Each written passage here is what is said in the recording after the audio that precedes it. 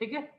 emotion which repeat itself over and over again after a regular interval of time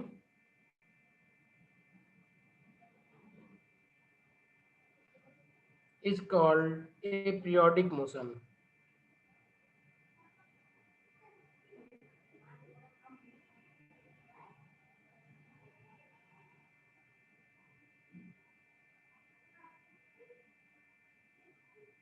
And fixed interval of time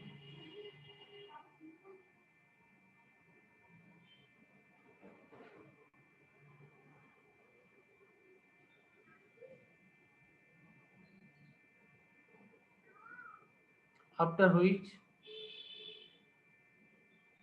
motion is repeated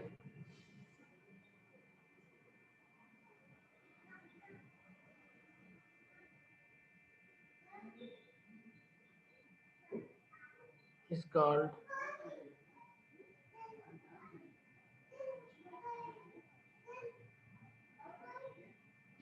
called period of the motion.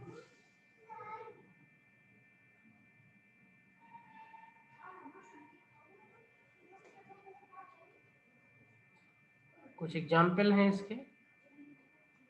Revolution of earth around the sun,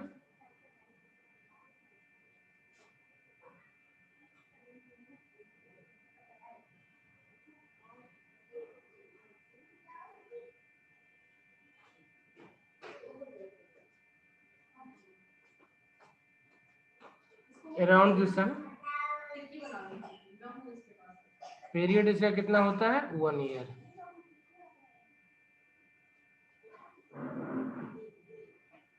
another example rotation of earth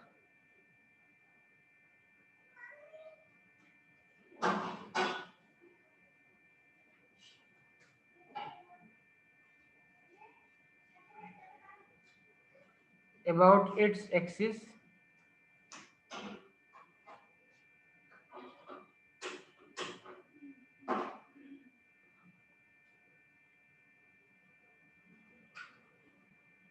one day 24 hour।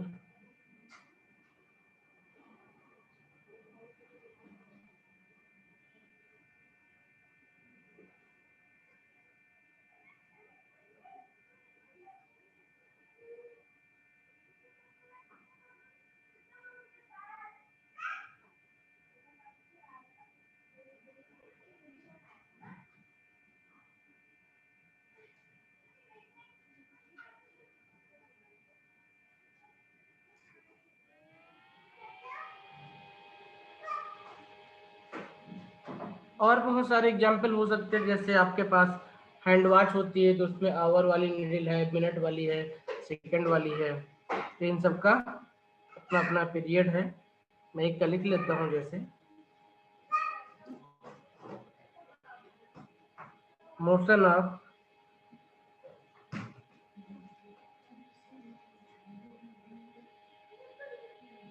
Minutes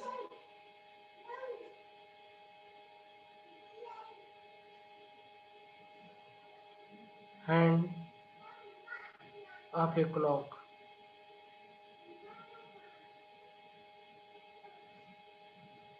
period 60 minute या 1 our and etcetera, बहुत सारे example हो सकते हैं।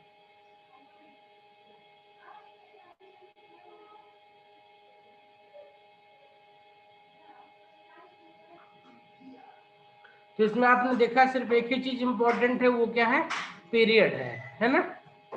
emotion which repeat itself over and over again after a regular interval, सिर्फ यही एक term important है पीरियोडिक मोशन के लिए। नोट कर लिया?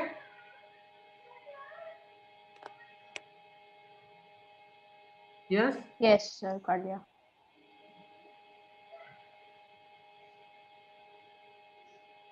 then behave oscillation, oscillatory or vibratory motion।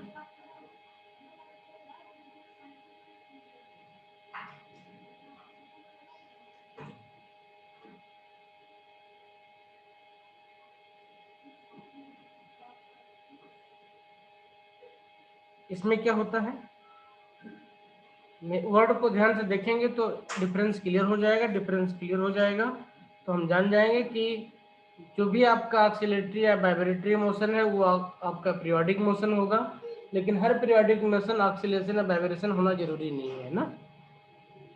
तो ऑक्सीलेटरी या vibratory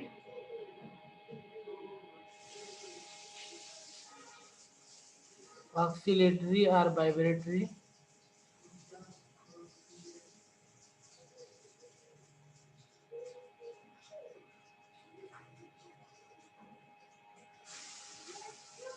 is that motion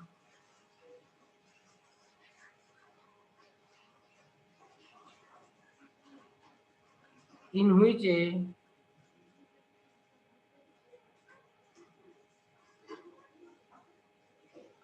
body moves to and fro,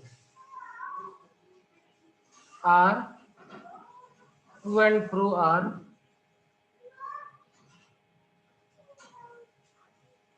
back and forth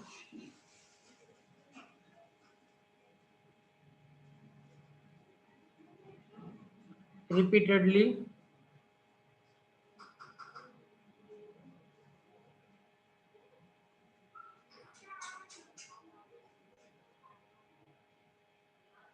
अब ये वर्ड बहुत इंपॉर्टेंट है, ये डिफरेंस क्रिएट करेगा। About a fixed point, about a fixed point in A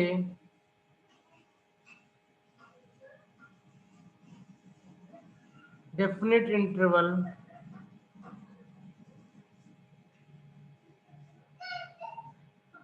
of time.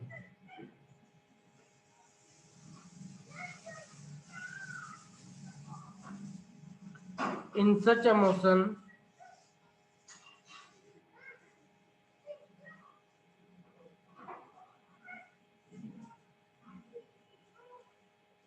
the body is confined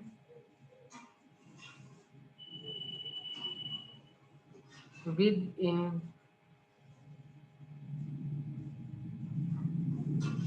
well-defined limits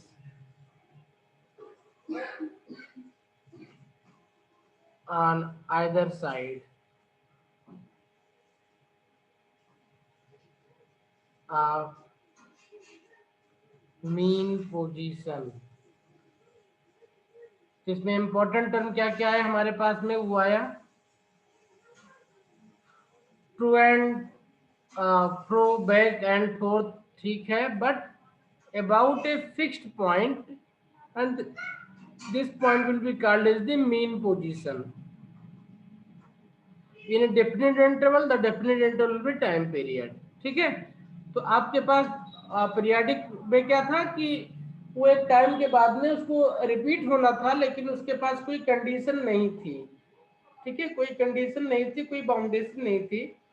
लेकिन oscillation या vibration में बाउंडेशन है। बाउंडेशन क्या है कि जो भी रिपीटेशन है उसका वो एक फिक्स्ड पॉइंट के अराउंड होना चाहिए।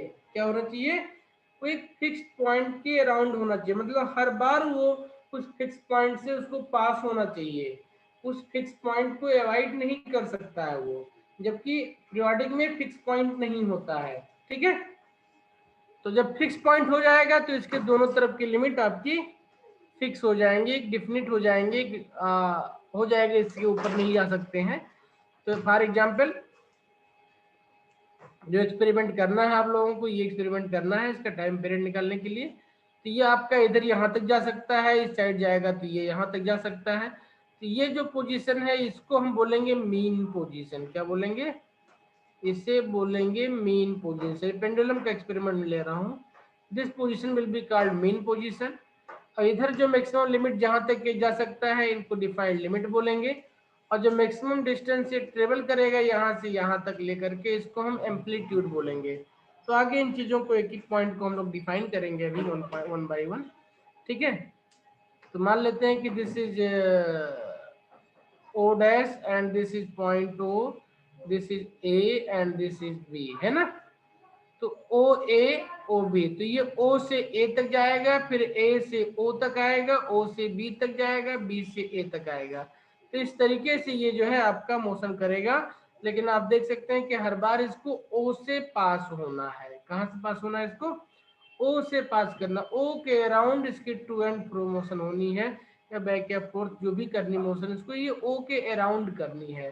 तो ये पॉइंट सबसे इंपॉर्टेंट है जो कि इसको ऑक्सीलेटरी या वाइब्रेटरी मोशन बनाती है। ओ को मीन पोजीशन बोलेंगे हम लोग, ठीक है। एक एग्जांपल देख लेते हैं। एग्जांपल देख लेते हैं कुछ इसके।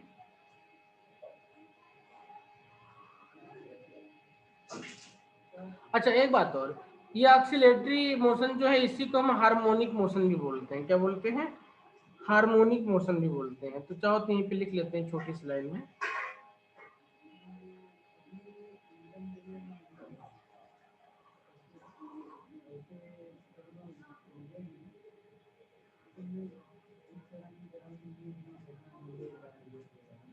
हाँ, क्या कर लेते हैं, नोट कर लेते हैं तो पहले ऑक्सीलेटरी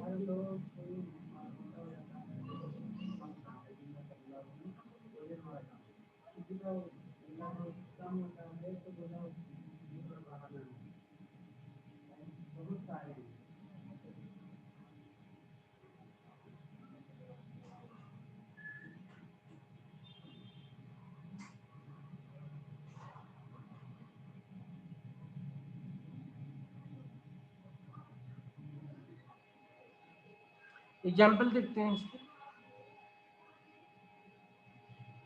तो ये ऐसा है जिसके एग्जाम्पल सबको पता होते हैं। आप लोगों को भी पता होगा क्योंकि आपने एक्सपेरिमेंट नहीं किया, लेकिन पढ़ा तो होगा ही। Emotion of the pendulum,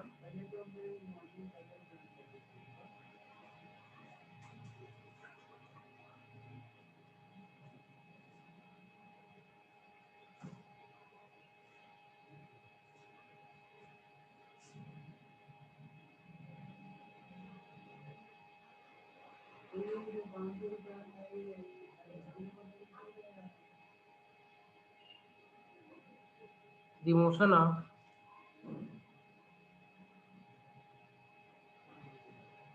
load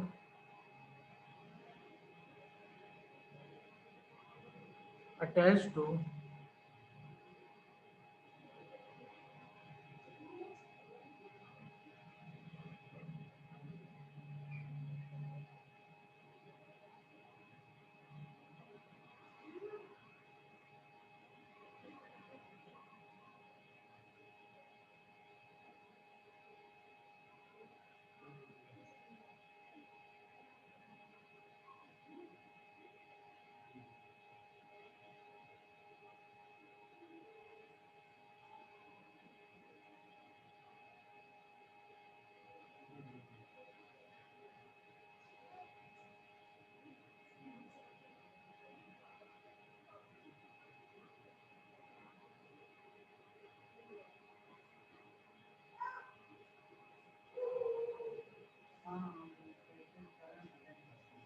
the motion of liquid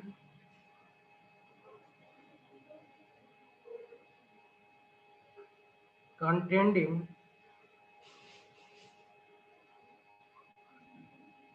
U-turn tube, U-tube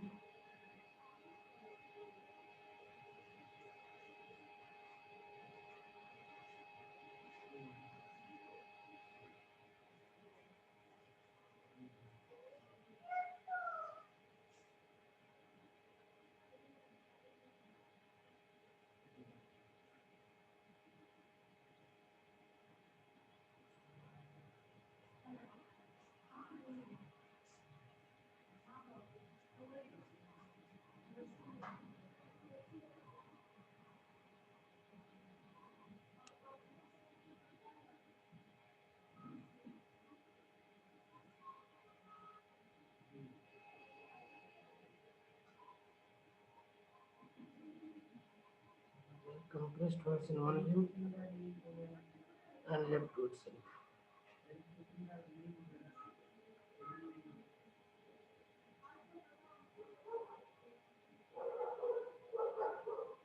ठीक है, ये कुछ एग्जाम्पल है। सर ये जो ग्राफ वाला बताया था ये नहीं आया समझ में। अच्छा अभी 1 मिनट रुक जाओ, पहले लिख लेते हैं फिर समझाते हैं उसको दोबारा, ठीक है। ठीक है sir.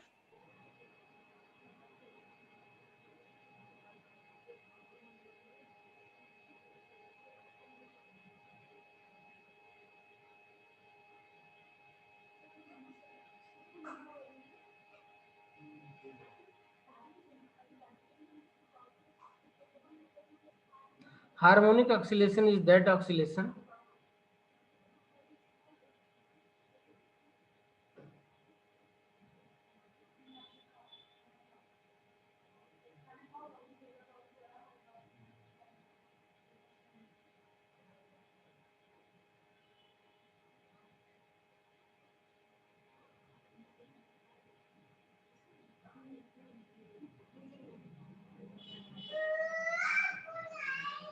in terms of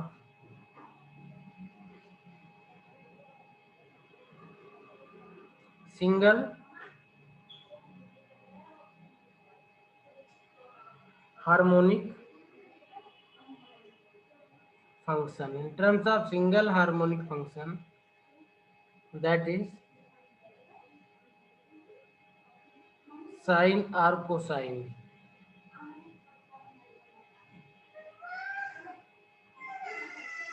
That is sine or cosine function.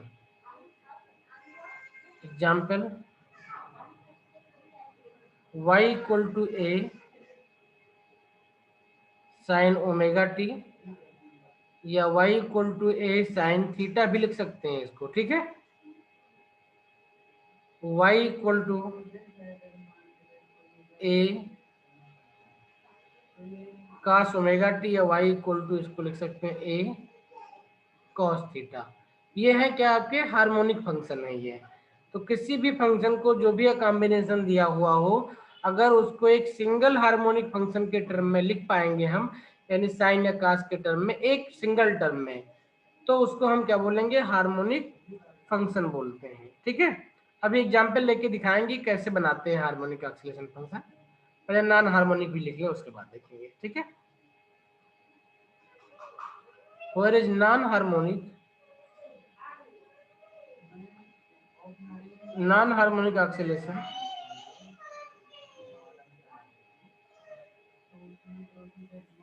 Sir हाँ, tan थीटा को तो sin थीटा और cos थीटा दोनों while a non-harmonic oscillation is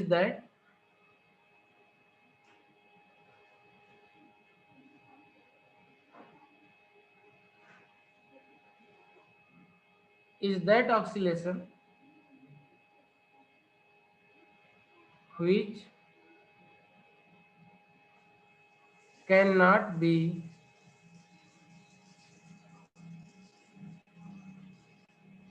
expressed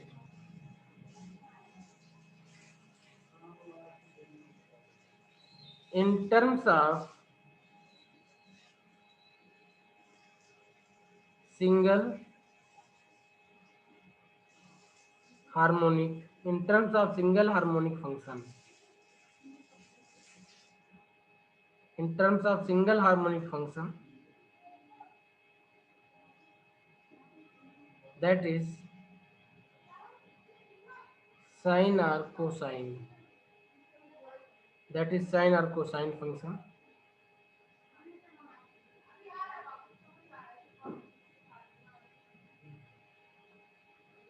Example,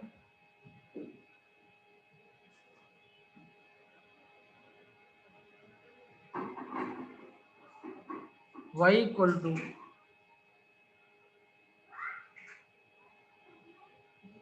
a sin omega t plus b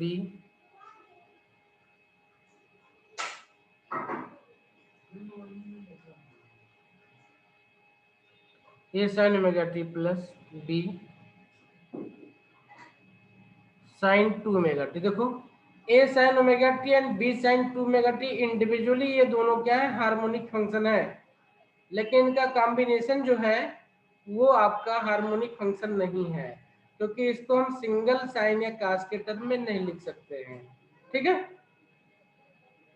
अगर यहाँ पे ए और बी नहीं होता तो हम कुछ कर लेते, क्या करते, हम कुछ उपाय कर पाते। ए और बी यहाँ पे नहीं लिखा होता तो हम कुछ उपाय करते इसको करने के लिए, लेकिन ए और बी होने की वजह से ये आपका हार्मोनिक फंक्शन नहीं बन पा रहा है। ये ए इक्वल टू बी हो जाए एक सिचुएशन है, तब जाकर के इसको हम बना पाएंगे हार्मोनिक। अभी आगे एग्जाम्पल में देखेंगे कुछ हम। ठीक है, नोट कर लिया इतना? Yes sir. अच्छा, अब देखते हैं कि क्या है और रिपीट कैसे करता है। तो y इक्वल टू हमारे पास में था साइन थीटा, क्या है ये, y equal to sine theta है ये। ठीक है, हम क्या करें, चेक करेंगे कि पीरियोडिक फंक्शन है कि नहीं है। ये चेक करना कि पीरियोडिक फंक्शन है कि नहीं है पहली चीज, फिर ये हार्मोनिक है कि नहीं है। ठीक है, देखो वैल्यू पुटअप करते जाएंगे, थीटा की वैल्यू पुटअप करेंगे यहाँ पे, वाई की वैल्यू लिखेंगे यहाँ पे हम। तो हमको पता है साइन थीटा की वैल्यू 0 रखेंगे तो वाई की वैल्यू 0 हो जाएगी। 30 डिग्री रखेंगे कितना हो जाएगा, 1/2। 45 डिग्री रखेंगे तो 1/√2। 60 डिग्री तो √3/2। 90 डिग्री कितना हो जाएगा, 1 हो जाएगा, है ना। फिर 90 के बाद 120 डिग्री रखेंगे तो ये रिपीट होना स्टार्ट हो जाएगा, 1/2 हो जाएगा। 135 रखेंगे तो 1/√2 हो जाएगा। 150 रखेंगे तो √3/2 हो जाएगा। 180 रखेंगे तो ये 0 हो जाएगा। ठीक है, दोबारा इसको लिखते हैं, इसी फंक्शन को इसी तरीके से यहाँ पे आगे कंटिन्यू करते हुए ऐसे 180 के आगे इसको लेकर जाएंगे हम, तो 201 रखेंगे। ठीक है, ये -30 बन जाएगा, ये -1/2 हो जाएगा। इसमें 15 और जोड़ देंगे तो आपका 225 हो जाएगा, ये -1/√2 हो जाएगा। ठीक है, इसमें 15 और जोड़ देंगे तो ये अपना कितना हो जाएगा, 240 हो जाएगा। 240 हो जाएगा, -√3/2 हो जाएगा। इसमें 30 और जोड़ देंगे तो ये 270 हो जाएगा, ये आपका 1 हो जाएगा। एंड सो ऑन, ये फिर से रिपीट होना स्टार्ट हो जाएगा आपका। ठीक है, -1 हो जाएगा। दोबारा जाएंगे तो -√3/2 हो जाएगा। इसमें आपको 90 होगा, 30 जोड़ते जाएंगे यहाँ पे 300 पे, तो -1/2 -√3/2 इस तरीके से रिपीट होता जाएगा, ये है ना, -3/√2। ये देखो यहाँ पे कुछ मिस्टेक हुई है हमसे, इसको करेक्ट करते हैं। ये रिपीटेशन होता है नीचे से ऊपर की तरफ। ये 120 की वैल्यू होगी आपकी, 120 की √3/2 हो जाएगी, ये हो जाएगा 1/√2, ये हो जाएगा 1/2। जैसे ये इंक्रीज कर रहा था तो ये डिक्रीज होता जाएगा, ये आपका निगेटिव में इंक्रीज करता जाएगा, तो फिर बाद में दोबारा करेंगे तो उसी तरीके से डिक्रीज होता जाएगा, ये -√3/2 हो जाएगा। एंड सो ऑन करते चले जाएंगे, 360 डिग्री तक जाएंगे जब, तो 360 डिग्री तक जाएंगे तो ये माइनस माइनस होते हुए फिर से 0 पे आ जाएगा। तो आप देखो इसमें क्या है, ये पहले प्लस में इंक्रीज किया, फिर प्लस में डिक्रीज करके 0 पे आया, फिर ये माइनस में इंक्रीज किया, फिर माइनस में इंक्रीज करके 0 आया। यानी अगर इसको हम प्लॉट करें ग्राफ में इस तरीके से, यहाँ पे 0 लिख दें हम, और यहाँ पे π/2 लिख दें, यहाँ पे पाई लिख दें, और यहाँ पे 2π लिख दें, है ना। तो इसका ग्राफ जब बनाएंगे तो क्या होगा, ये π/2 पे मैक्सिमम होगा 1 पे, ये वैल्यू दी हुई है 1 हमको। उसके बाद में डिक्रीज करना स्टार्ट कर जाएगा, पाई पे 0 हो जाएगा, पाई से फिर और डिक्रीज करेगा, -1 तक जाएगा, -1 के बाद में फिर से ये आपका इंक्रीज करना स्टार्ट करेगा और 2π पे आके दोबारा 0 हो जाएगा। तो 2π से क्या करेगा, फिर से सेम फेज में चलना स्टार्ट हो जाएगा, ये है ना। यानी हर 2π के बाद में जो भी वैल्यू यहाँ मिलनी है वो इसी वैल्यू को इक्विवेलेंट मिलेगी, यहाँ की जो वैल्यू होगी वो इसी के इक्विवेलेंट होगी, है ना। ये पूरी वैल्यू आपके रिपीट करनी स्टार्ट कर जाएगी 2π के बाद में। यानी y equal to sine theta की जो वैल्यू है वही वैल्यू हो जाएगी आपके साइन 2 पाई प्लस थीटा की, है ना। साइन 2 पाई प्लस थीटा की वही वैल्यू हो जाएगी जो साइन थीटा की हो जाएगी। यानी 2 पाई यहाँ पे क्या बन गया इसका period, 2 pi will be period, क्योंकि पीरियड के बाद में वो फिर से अपनी जो इनिशियल सिचुएशन होती है वहीं पे आ जाता है और सारी वैल्यू फिर से रिपीट होनी स्टार्ट हो जा रही हैं। तो साइन थीटा के लिए हमने देखा कि 2 पाई के बाद में दोबारा वही वैल्यू आनी स्टार्ट हो जाती है। जैसे ये 360 यानी 2 पाई पे दोबारा 0 हो गया। अब यहाँ पे 30 फिर प्लस करेंगे तो 390 की वैल्यू जब निकालेंगे हम तो ये 1/2 प्लस में आ जाएगा। जैसे कि यहाँ से 0 से प्लस गए थे 1/2, उसी तरीके से फिर यहाँ पे 0 से 1/2 पे जाएंगे। ये सारी वैल्यू इसके आगे फिर से रिपीट होनी स्टार्ट हो जाएंगी। ठीक है, ये बात समझ में आ गई। तो जो y equal to yes sir. Sine है इसका पीरियड कितना हो गया, 2 पाई हो गया।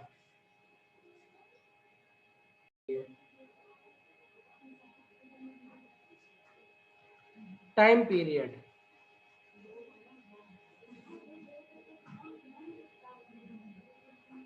क्या होता है, time period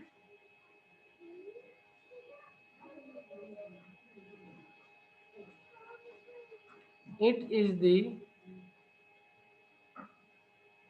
least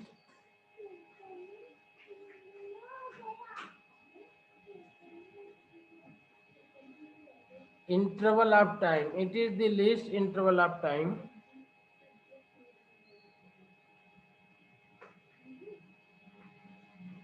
after which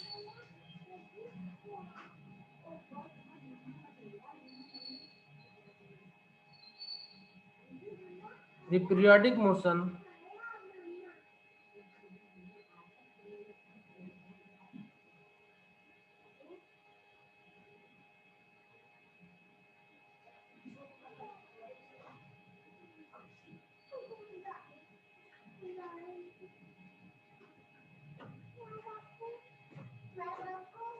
repeats itself।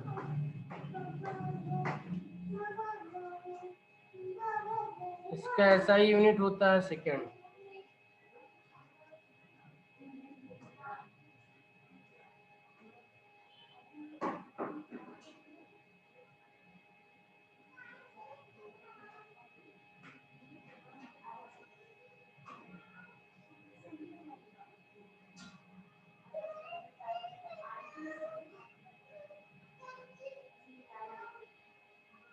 जैसे भी साइन और कास के लिए हमने देखा 2 पाई है ना, तो 2 पाई उसका क्या हो गया, पीरियड हो गया कि 2 पाई के बाद में वो रिपीट करना स्टार्ट कर देता है फंक्शन। ठीक है, फ्रीक्वेंसी ये 1 टाइम होता है। It is defined as the number of revolution, as the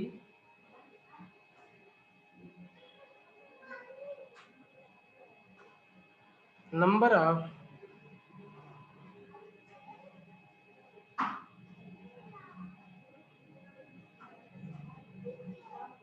is the number of periodic motions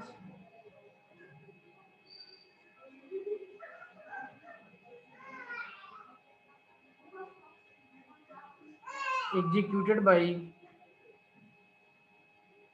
body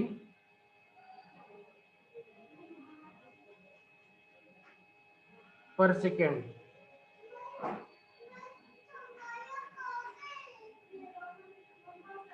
SI units unit SI unit of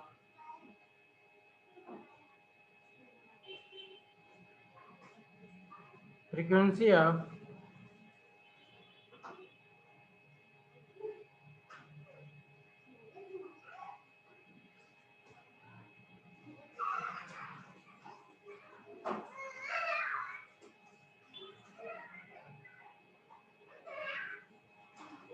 frequency is hertz, is hertz।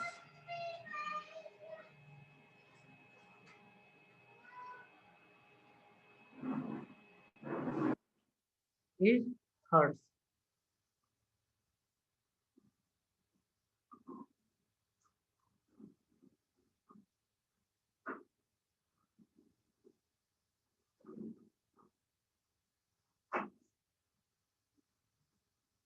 Angular frequency, इसको हम पढ़ते आ रहे हैं पीछे से, omega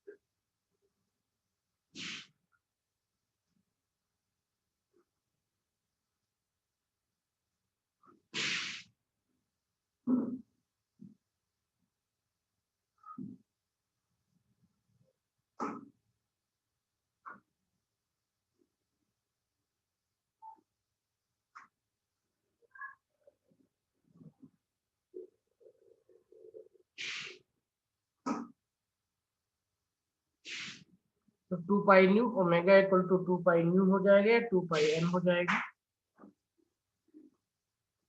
that is omega equal to 2 pi N और omega equal to 2 pi by T. Frequency वाले में कहीं इसको लिख लें हम, N equal to 1 by T भी होता है, ठीक है।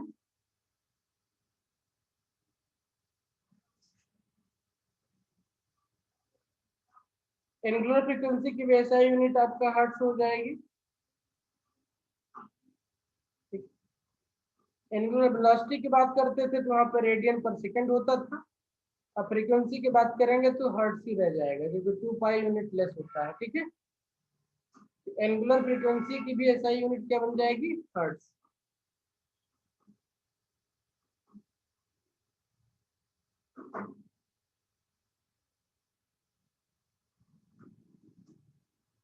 इज हर्ट्ज,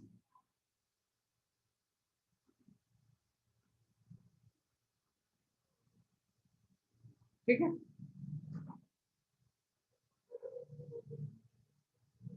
हो गया नोट, उधर इतना नोट कर लिया।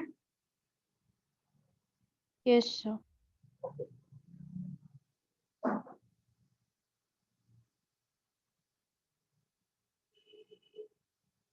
Fourth point is the displacement.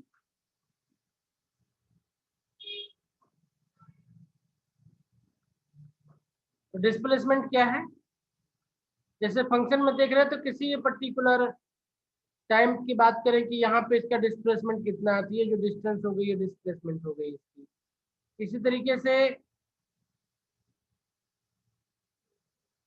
तरीके से अगर जब पेंडुलम वाला केस की बात करते थे हम, ये मोशन कर रहा है किसी टाइम पे, अगर ये यहाँ पे है तो यहाँ से यहाँ तक की जो डिस्टेंस है ये, इसी को डिस्प्लेसमेंट कहेंगे हम, ठीक है।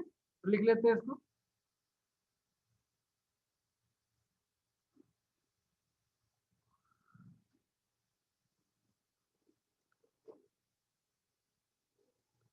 This is actually the distance from the mean position, है ना, the distance from the mean position at a given time, ठीक है।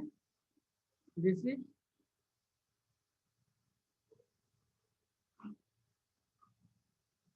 The distance,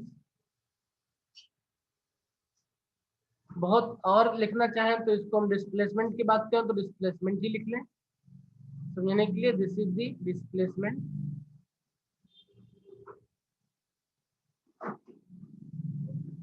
this is displacement of particle from the mean position during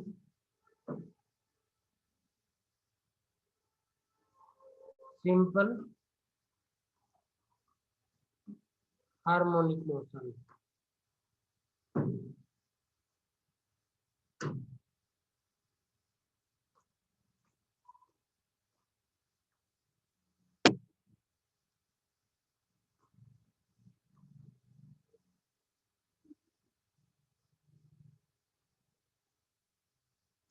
ठीक है,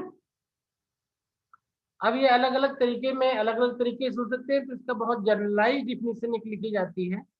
ये आपके समझने के लिए अभी इस लेवल पे था, एक जनरलाइज डिफिनेशन भी इसकी लिखी जाती है। जैसे वेव वगैरह की बात करते हैं तो कई बार प्रेशर के टर्म में भी लिखा जाता है।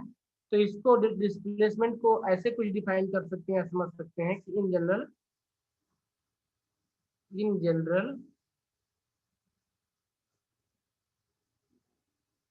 The name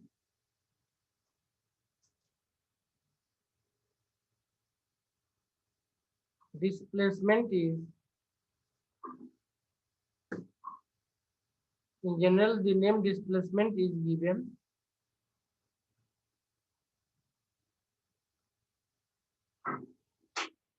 to a physical quantity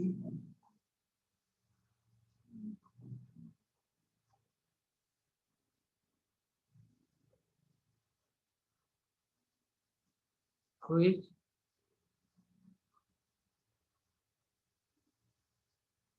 undergoes a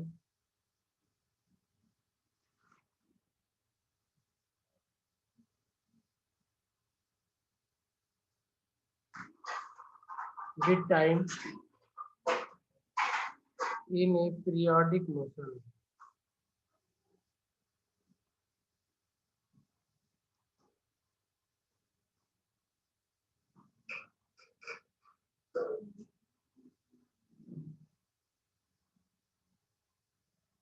In an oscillation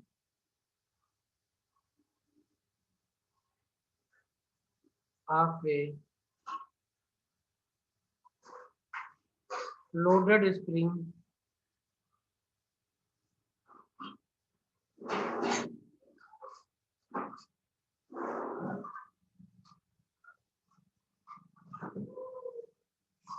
displacement variable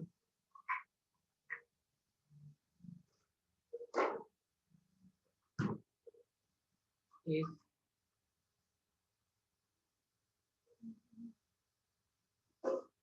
its deviation from the mean position.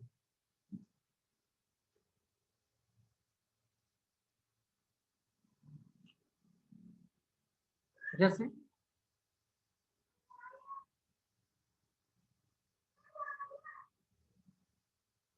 ये x इक्वल टू 0 पे माना जाएगा जब ये आपका इनिशियल स्टेज में है ना।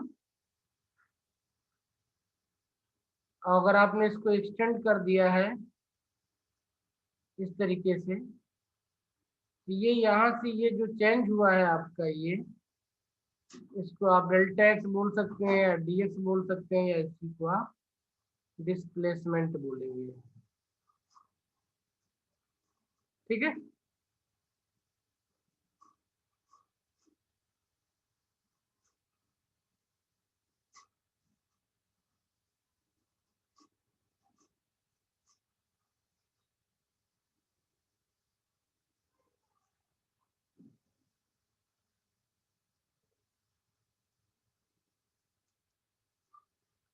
During the propagation of sound wave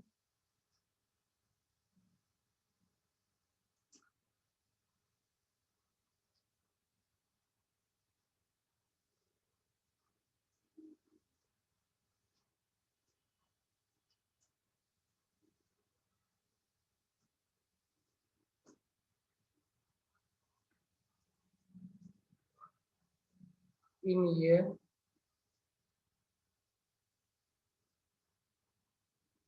the displacement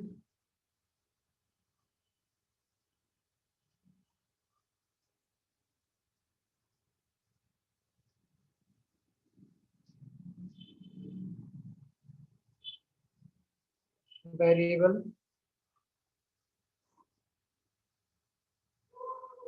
is the local change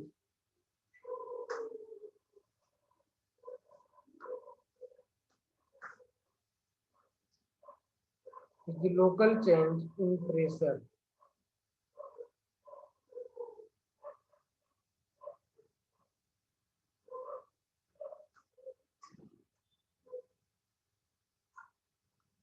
note कर लिया? Yes sir. एक और एग्जांपल नोट करेंगे। ये सारे एग्जांपल आपको आगे वेब में काम आएंगे, प्लस कम्युनिकेशन चैप्टर पढ़ेंगे हम जो लोग, या इलेक्ट्रोमैग्नेटिक फील्ड पढ़ेंगे आगे, वहां पे भी सर काम। एग्जाम्पल नंबर 2 क्या था? ये साउंड वेव का प्रोपगेशन का नोट करना। एग्जांपल नंबर 3 है, during the propagation of electromagnetic waves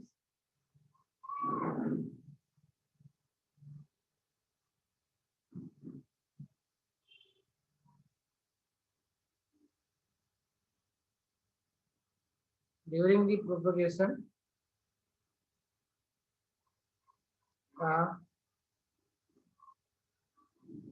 electromagnetic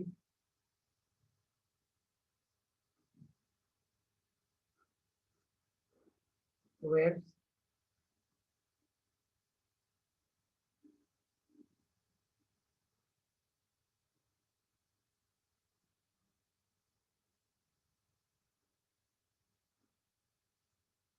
the displacement variables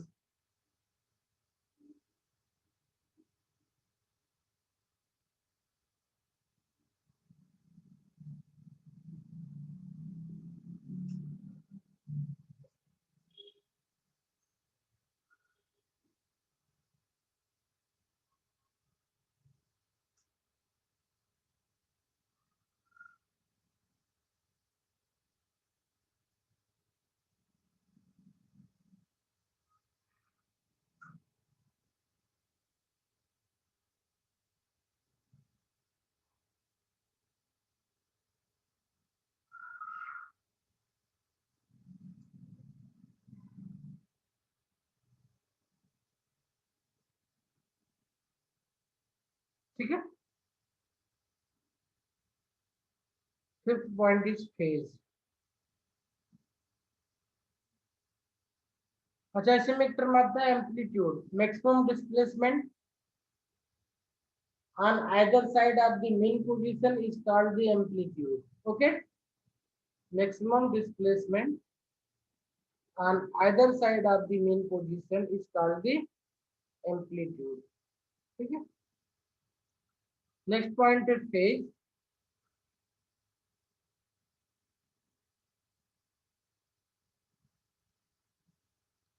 ये आपका पोजीशन और डायरेक्शन दोनों बताने का काम करता है।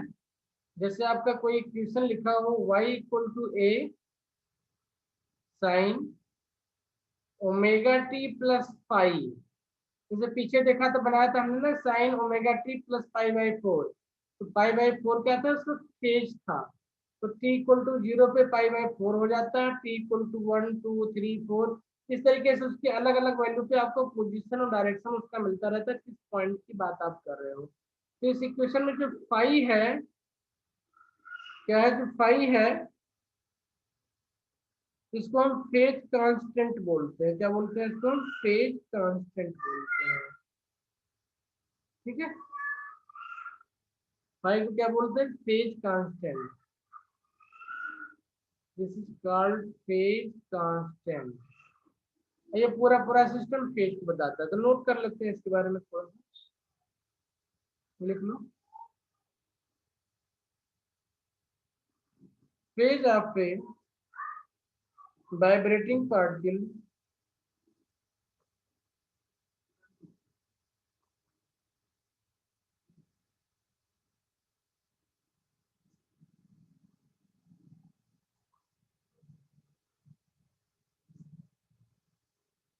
at any instant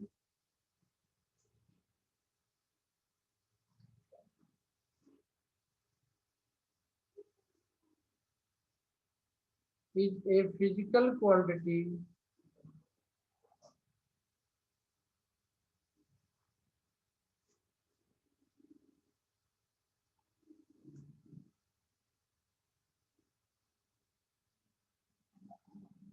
which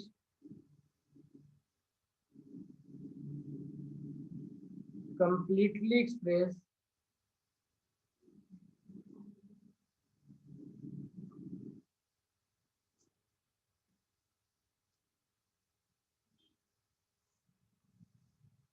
क्या एक्सप्रेस करेगा इसका the position which completely express the position and direction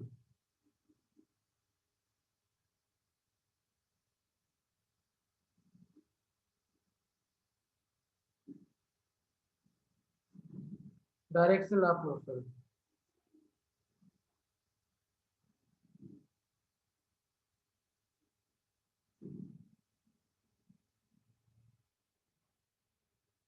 Direction of motion of the particle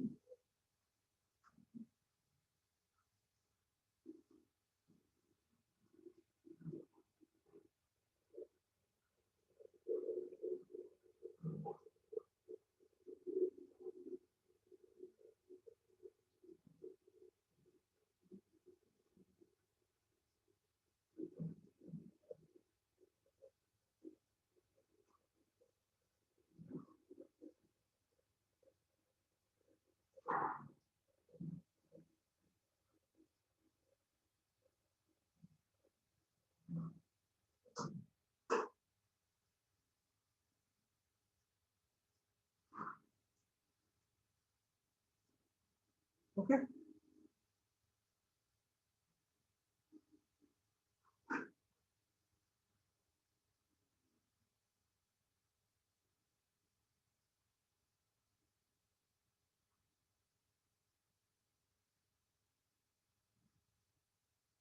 Okay.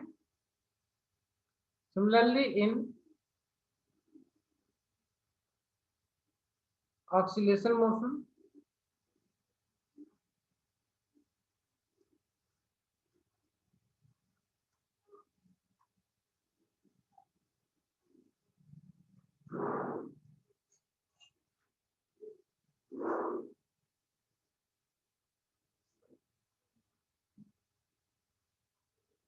the phase of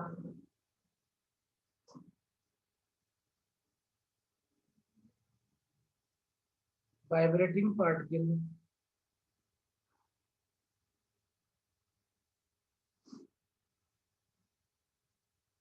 is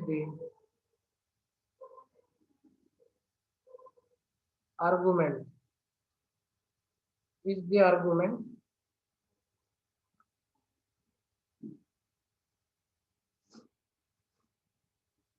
of sine और कोसाइन. आर्गुमेंट तो थीटा के वैल्यू, थीटा को argument बोलते हैं. आप साइन और कोसाइन इसके आगे जो भी लिखा रहेगा वो पूरा पूरा आएगा. Function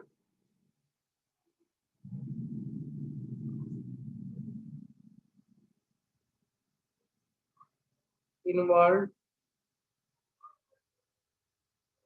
to represent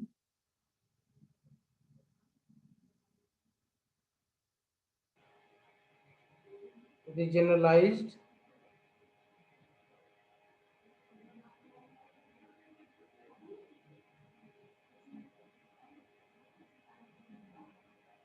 equation of motion.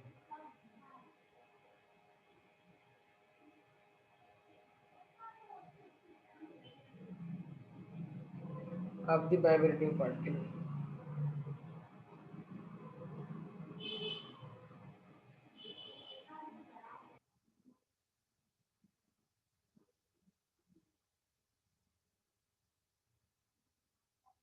ठीक है बेटा.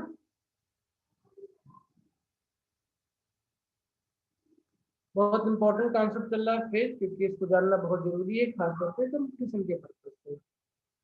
11th में तो इतना ज्यादा कुछ पेज पे नहीं पूछाएगा, या डिफिनेशन पूछ लेंगे या किसी में आपको दे देंगे निकालना पूछ लेंगे, बाकी ज्यादा कुछ नहीं पूछेंगे, लेकिन कंपटीशन में क्वेश्चन अच्छे बनते हैं इसके। ठीक है, हो गया इतना। Yes sir.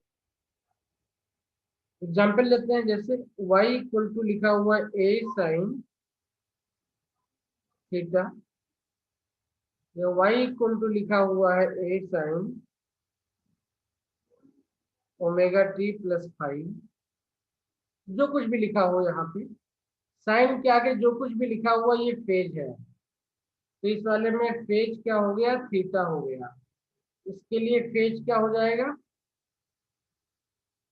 Omega T plus five हो गया, है ना। ये पूरा पूरा पोर्शन जो भी साइन के आगे लिखा हुआ है एंगल में, ये पूरा फेज होगा आपका। ठीक है, इसमें टी की वैल्यू पुटअप कर दोगे खाली, तो आपको उस पर्टिकुलर टाइम पे इसका डिस्प्लेसमेंट मिल जाएगा, इसका डायरेक्शन मिल जाएगा, सब कुछ मिल जाएगा आपको। ठीक है, इसमें कुछ छोटे छोटे पॉइंट फेज में भी है, उसको बोलते हैं इनिशियल फोज या eco.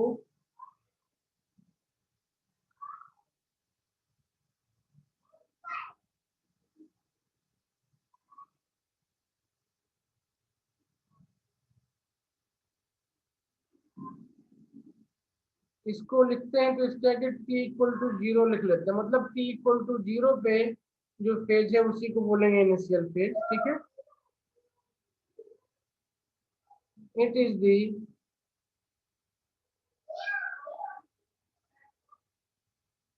Phase of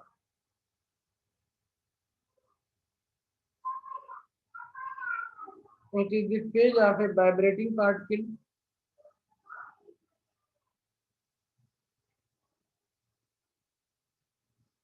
at x equal to 0, sorry at t equal to 0, time equal to 0 initial situation में।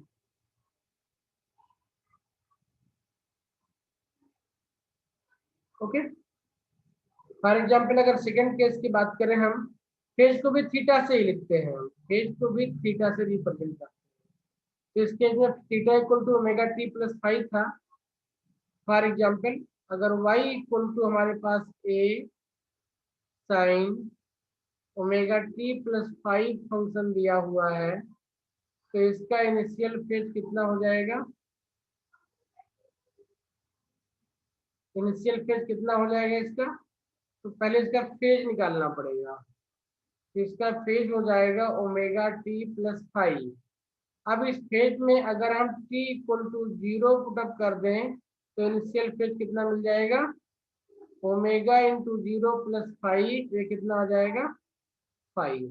तो इस फंक्शन का इनिशियल फेज कितना हो जाएगा, फाइव हो जाएगा। ठीक है,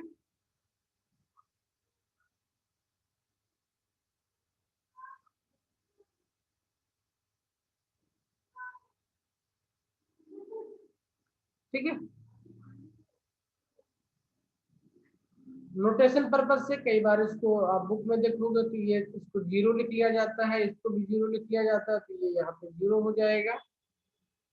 ठीक है, नोटेशन पर्पज से जरूरी नहीं कि आप लिखो फाइव, ये फाइव पे ही आपका सफिशिएंट है, बट बुकिश लैंग्वेज में जाएंगे तो यहाँ पे जीरो लिख सकते हैं। And this five is also called, this five is also called, five zero is the angle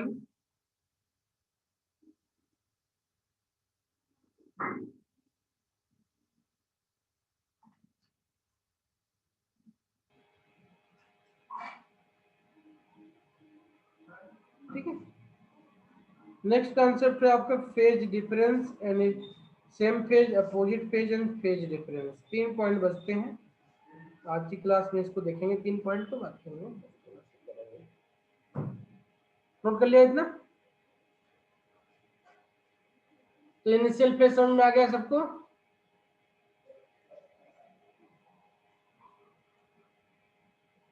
yes sir.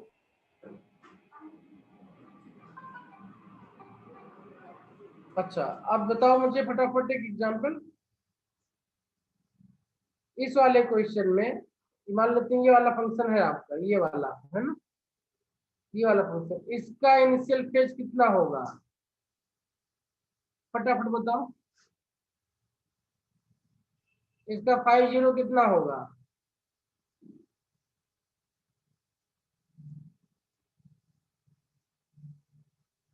t equal to 0 का पूरा पूरा फेज ये हो जाएगा, t इक्वल टू 0 कितना आ जाएगा?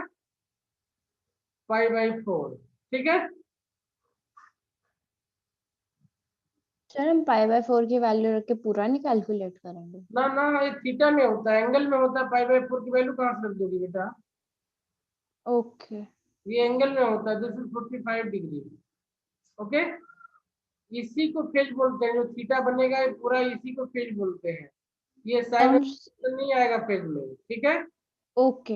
हाँ, नोट कर लिया।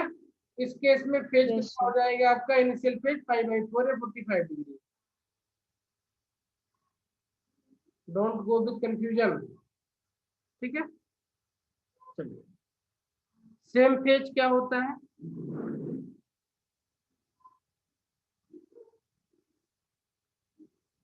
तो सेम फेज का मतलब दोनों का फेज सेम हो तो दोनों सेम फेज में हो जाएंगे, है ना।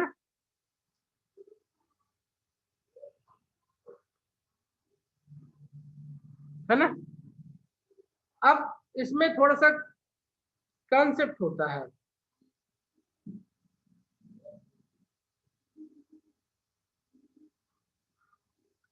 कॉन्सेप्ट ये होता है कि जैसे कोई पॉइंट यहाँ पे है ना। अब मान लिया कि 2 पाई इसका इंटरवल था, है ना, 0 to 2 पाई। 2 पाई के बाद में फिर से 2 पाई यहाँ पे आएगा, है ना, तो ये 4 पाई हो जाएगा। के बाद में ये यहाँ पे कितना हो जाएगा? 6 पाई हो जाएगा। तो इस वाले में अगर मैं पार्टिकल यहाँ पे चूज करता हूँ कोई पार्टिकल, तो ये पार्टिकल, और इसी तरीके से इस वाले में भी यहाँ पे पार्टिकल कोई आए तो ये पार्टिकल, यहाँ पे कोई पार्टिकल आए तो ये पार्टिकल, इन सारे पार्टिकल को हम सेम फेज में बोलेंगे। क्या बोलेंगे? इन सबको हम सेम फेज में बोलेंगे। तो इसको मैथमेटिकली कैसे पहचाने, कैसे डिफाइन करें, उसको लिख करके देखते हैं, ठीक है।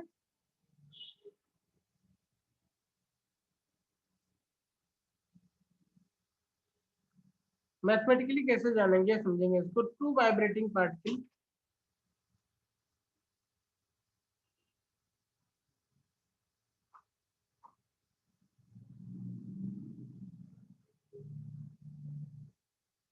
To vibrating particle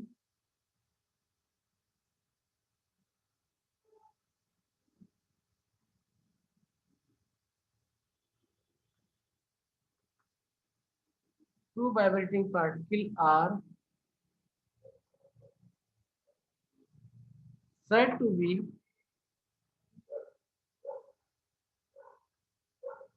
in same phase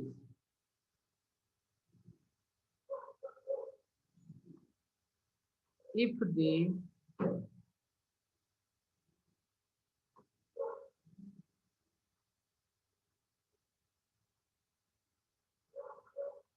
phase difference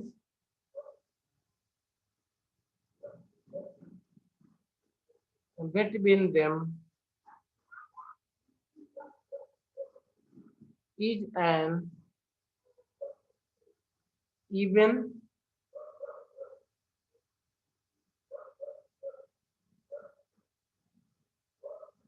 multiple of pi, or path difference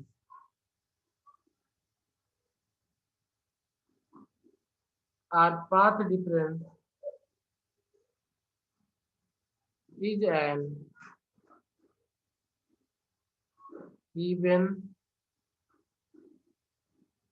multiple of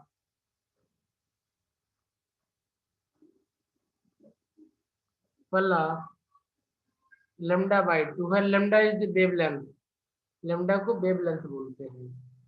even multiple of λ/2 और टाइम इंटरवल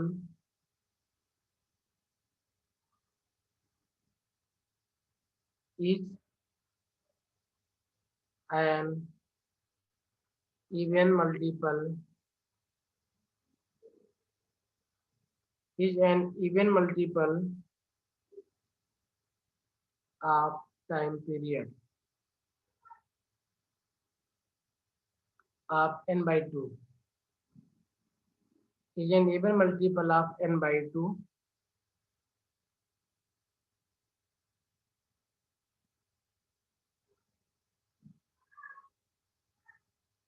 ठीक है।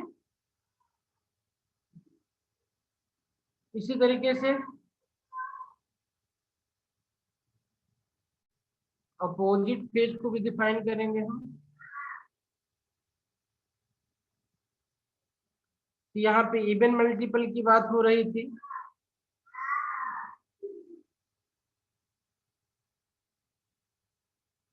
तो यहाँ पे हम इवन के बजाय उसको हम आड मल्टीपल बनाने की कोशिश करेंगे। तो जहां जहां पे इवन वर्ड लिखा हुआ वहां पे हम आड मल्टीपल लिख देंगे, तो ये हमारा अपोजिट फेज बन जाएगा। तो व्हेन टू पार्टिकल्स आर, लिख लेते हैं,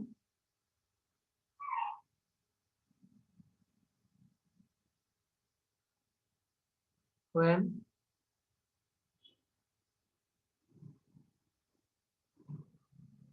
to vibrating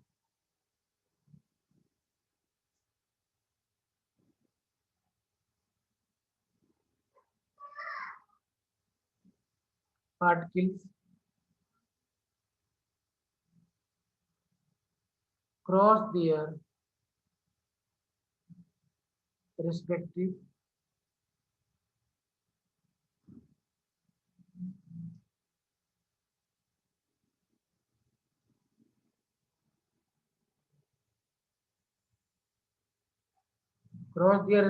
main position at the same time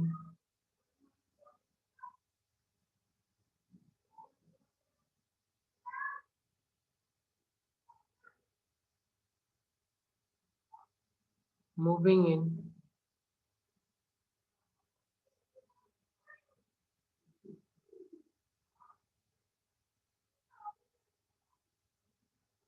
opposite direction. Then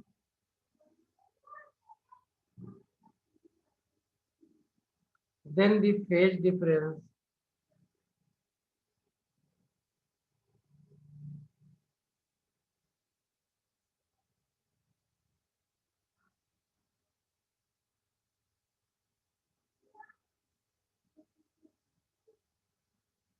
between the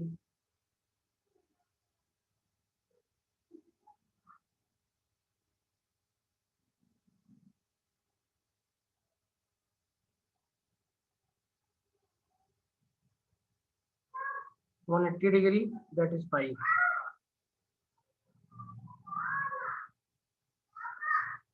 So next page पे लिख लें, यहाँ लिख लो, फिर नेक्स्ट पेज पे लिख लें।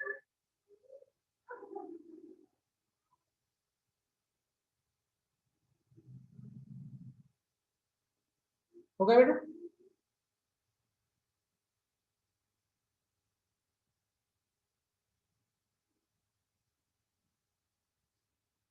Yes, sir.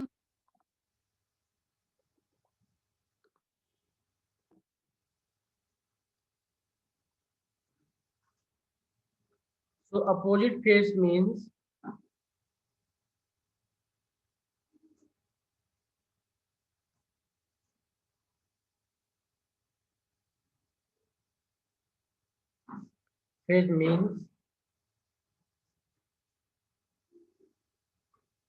the phase difference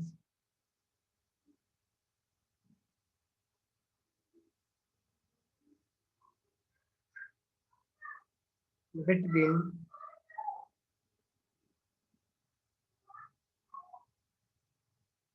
the particles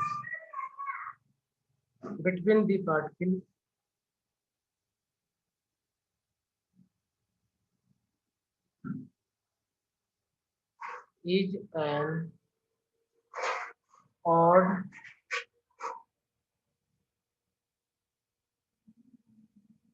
multiple of pi, that is pi, 3 pi is 5 pi dot dot dot r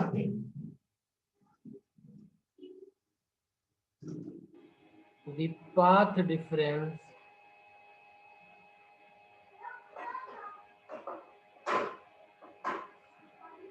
is an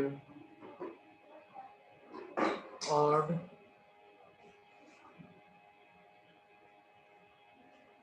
multiple of lambda, that is lambda by 2, 3 lambda by 2, 5 lambda by 2 dot dot dot r time interval is an odd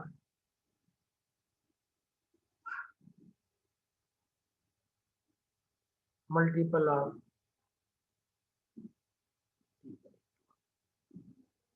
अब इन सब में हमने एक term बात की phase difference की, देखते हैं कैसे निकालते हैं इसको।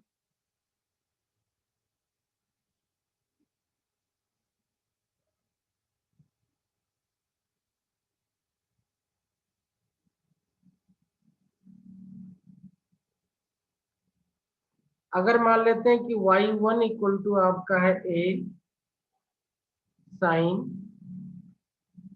Omega T plus phi 1 and y2 equal to है आपका a sine omega T plus phi 2 दिया हुआ है। तो इनमें फेज डिफरेंस कैसे निकालेंगे? Then phase difference will be, देखो ये फेज हो गया पहले का, ये हो गया फेज दूसरे का, ठीक है। तो पहले का फेज कितना है? ओमेगा टी प्लस फाई 2, दूसरे का phase difference minus omega T plus phi 1, पहले का phase difference. Omega T cancel out हो जाएगा, फाई 2 माइनस फाई 1 ये हो जाएगा फेज डिफरेंस, ठीक है। इसको डेल्टा फाई लिखते हैं। अब अगर ये इक्वल टू आपका n पाई बन जाए, यानी 2 पाई 4 पाई 6 पाई बन जाए, तो then both particle will be called in same phase. और अगर ये आपका पाई 3 पाई 5 पाई 7 पाई बन जाए तो इसको बोलेंगे अपोजिट फेज में, ठीक है बेटा। बात समझ में आ गई? Yes sir. ठीक है, पीछे आते हैं 1 मिनट के लिए। जैसे ये बनाया था हमने, है ना। तो कोई पार्टिकल यहाँ पे है, मान लेते हैं ये एंगल जो यहाँ पे इसके क्रॉसपोंडिंग एंगल था, ये मान लेते हैं कि पाई बाई कितना है 3 है ना। तो इस पॉइंट पे जो इसका इक्वेशन लिखा जाए कास वाला था, तो y1 इक्वल टू लिखा जाएगा आपका cos omega T plus pi by 3, है ना। और इस पॉइंट का भी मान लेते हैं कि उसी के इक्विवेलेंट है ये, तो इस पे क्या लिखा जाएगा? y2 इक्वल टू लिखा जाएगा cos omega T plus 2 pi plus pi by 3, क्या लिखेंगे इसको हम? 2 पाई प्लस पाई बाई 3 लिखेंगे, है ना। ठीक है बेटा, बात समझ में आ गई ना। तो ये बन गया फाई 2, ये वाला हिस्सा, ये बन गया फाई 1। तो यहाँ पे देखें अगर हम, तो फाई 2 माइनस फाई 1 कितना हो जाएगा? 2 pi plus pi by 3 minus pi by 3, ये हो गया 2 पाई। ये क्या हो गए? ये हो गए सेम फेज में, जैसा कि हमने समझाया था पीछे, ये और ये सेम फेज में हो जाएंगे। इसी तरीके से अगर इस ये पार्टिकल यहाँ के बजाय यहाँ पे होता, अब फिर इसको निकाल के देखते हैं हम, क्या करते? यहाँ पे होता, फिर इसको निकाल करके देखते हैं हम, ठीक है। तो हम देखते हैं कि कितना डिफरेंस आ रहा है इनके बीच में। ओके, तो इस तरीके से हम दोनों के फेज डिफरेंस को निकाल करके बता सकते हैं कि सेम फेज में है ये या अपोजिट फेज में है, ठीक है। बात समझ में आ गई?